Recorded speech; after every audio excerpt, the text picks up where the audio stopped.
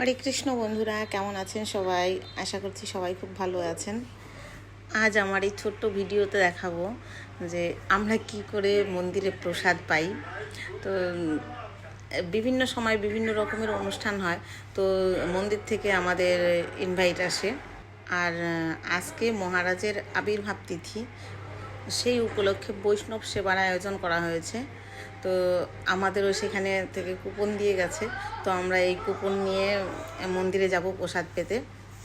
তার আগে আমি যাব আমার মেয়েকে স্কুল থেকে আনতে, কারণ এখন 1টা বাজে, তো 1টার পরপরই প্রসাদ দেওয়া হয়। আর 1টা 10-এ আমার মেয়ের স্কুল ছুটি হবে, তো ওকে নিয়ে এসে তারপরেই আমরা প্রসাদ পেতে যাব।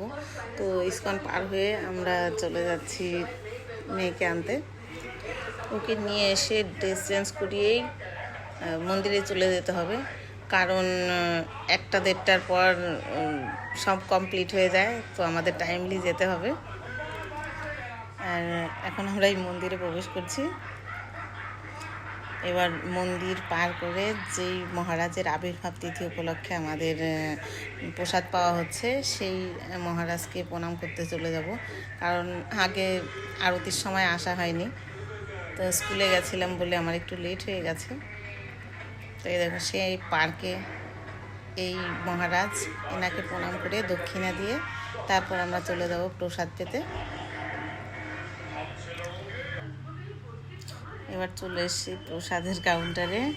এখানে আমাদের বুফেতে প্রসাদ দিচ্ছে, প্রসাদ নিয়ে নিলাম।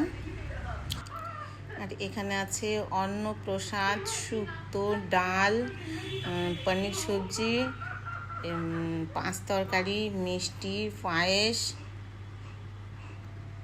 এখানে আমার মেয়ে বসে আছে, ও শুধু পায়েস নিয়েছে। তারপর আমরা পার্কে চলে এলাম। দেখুন, সব লাইটগুলো খুলছে, দোলের পরিক্রমা শেষ হয়ে গেছে, দোল শেষ হয়ে গেছে, তবুও